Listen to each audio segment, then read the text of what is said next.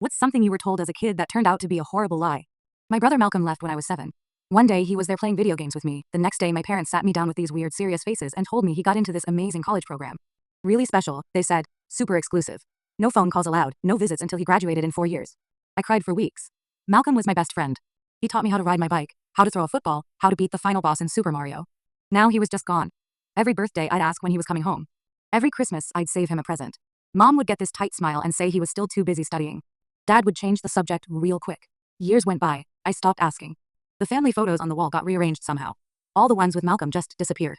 When friends asked about siblings, I'd say I was an only child. It felt easier.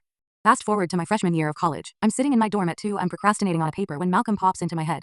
I'd been thinking about him more lately, probably because I was finally in college myself. I wondered what he was up to now, if he ever graduated from that mysterious program. So I did what any normal person would do. I Googled him. Nothing. No Facebook, no Instagram, no LinkedIn, no college records anywhere. Not even those old newspaper articles about high school sports that everyone has floating around online. It was like Malcolm never existed. That's when I got this sick feeling in my stomach. I drove home the next weekend and told my parents I was going through old stuff in the attic for a school project. They seemed nervous, but didn't stop me. The attic was dusty and full of Christmas decorations and my old toys. In the back corner, I found this cardboard box with Malcolm's name written in my mom's handwriting. My hands were shaking as I opened it. Inside were his notebooks from junior year, some drawings he made, his old baseball glove. And at the bottom, this thick manila folder with papers from Riverside Psychiatric Hospital. I sat on that dusty attic floor, reading about how my 17-year-old brother had what they called a psychotic break. The doctors wrote about hallucinations, about him talking to people who weren't there, about him getting violent when they tried to give him medication. My parents had signed papers to have him committed indefinitely. I drove to Riverside that same day. It's this old brick building about 30 minutes from our house. The receptionist looked up Malcolm's name and nodded. Room 247. Still a patient after all these years. Walking down that hallway felt like a movie.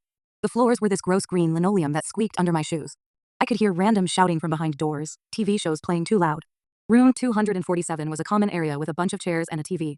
In the corner, this thin guy with graying hair was staring at a chessboard. He looked up when I walked in.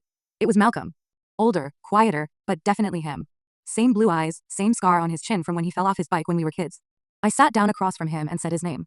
He looked confused for a second, then his face just crumpled. He remembered me. We talked for 3 hours. He wasn't violent or scary like I'd imagined. Just sad, really, really sad.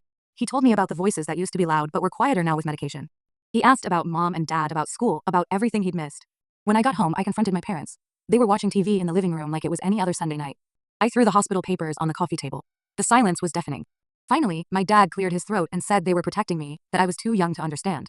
That mental illness was too complicated for a 7-year-old to handle. But I could see the truth in their faces. They weren't protecting me. They were protecting themselves from the embarrassment. Mom started crying and said they visited him sometimes. But it was too hard, too painful. It was easier to pretend he was just at a boarding school,